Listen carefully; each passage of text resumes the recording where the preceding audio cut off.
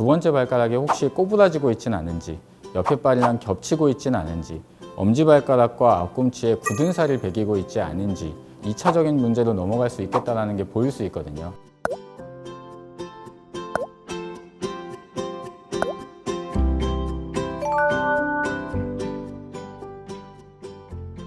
네, 안녕하십니까. 정형외과 족부 전문의 박은수라고 합니다. 개인적으로는 질환에 관련된 맞는 신발들을 추천해 드리고 있는 발책부락이라는 유튜브를 개인적으로 운영하고도 있습니다.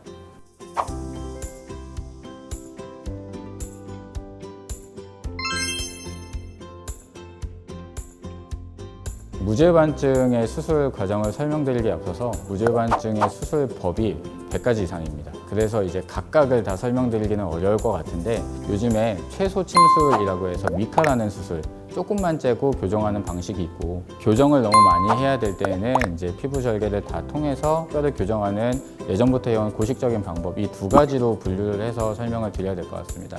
일단 1차적으로 미카라고 하는 방식은 피부 절개를 아주 조금 해서 수술실에서 엑스레이를 봐가면서 뼈를 교정하는 방식이 될 수 있을 것 같고요. 고식적인 방법은 절개를 다 해서 뼈를 직접 보고 정확하게 뼈를 제 위치로 돌려준다 라고 생각하시면 됩니다. 이런 교정이 진행이 됐을 때 금속 핀이나 나사를 통해서 고정을 하게 되고, 이 고정이 끝났을 때 금속을 제거하고, 이런 형태의 수술 과정을 전반적으로 말씀드릴 수 있을 것 같습니다. 아마 이 주제를 제가 맡으면서 이 내용을 가장 좀 얘기 드리고 싶었는데, 미카를 너무 많이 물어보세요. 모든 무죄반증 수술을 미카로 해결할 수는 없습니다. 얘기 드린 것처럼 무죄반증에 대한 수술은 100가지나 넘습니다. 근데 어떤 한 가지의 수술법만으로 모든 걸 다 고친다고 얘기 드리는 건 어려울 것 같고요.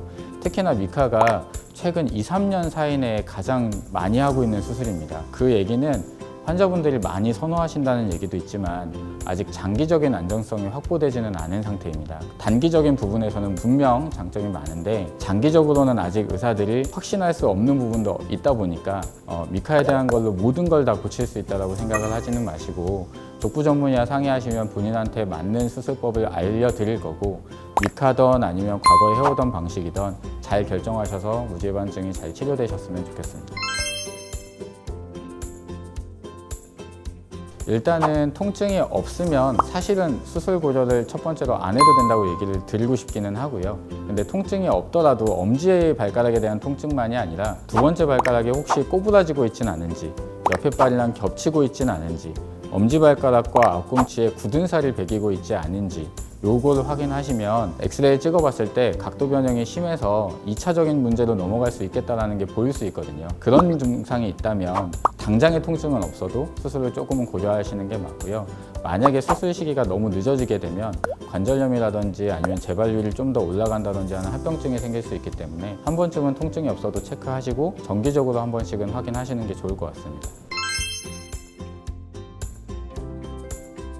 모든 수술이 부작용에 대한 부분이나 아니면 합병증에 대한 부분을 아무래도 말씀을 항상 동의서를 받을 때 얘기를 드리는데요. 1번은 재발. 아무래도 모든 신발이 앞쪽이 다 좁다 보니까 또 교정을 했지만 또 이쁜 신발이 신고 싶어지실 수 있고, 여러 이유들로 인해서 재발은 가능할 수 있다고 얘기 드리는데요. 넓은 신발 위주로 잘 신으시거나 관리하시면 또 재발은 또 늦춰질 수 있습니다. 그래서 너무 크게 걱정하지 마시고요. 무죄반증의 합병증이나 부작용 중에 가장 큰 것 중에 하나는 무지내반이라는 게 있습니다. 제가 손가락을 보이면서 이렇게 설명드리는데요. 엄지발가락이 이쪽으로 간 게 무지내반증인데, 수술은 이렇게 피려고 수술하는 거예요. 근데 인대 밸런스가 안 맞거나 여러 가지 이유들로 이 엄지발가락이 이쪽으로 가는 경우가 있습니다.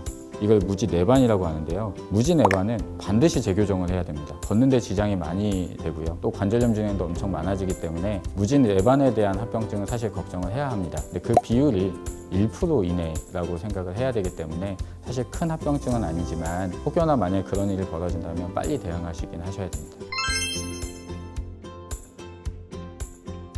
어떤 의사 선생님을 찾아가야 되는지 고민하시는 분들도 생각보다 많아요. 지역도 다르시고 서울이나 경기도 물론 쏠리는 현상도 많고 한데요. 대한족부족관절학회 사이트에 가시면 각 지역별 족부 전문의가 어디 있는지 나와 있습니다. 가까운 족부 전문의와 상의하실 때 고민이 되시면 대한족부족관절학회 사이트를 활용하시는 것도 도움이 되실 것 같아요.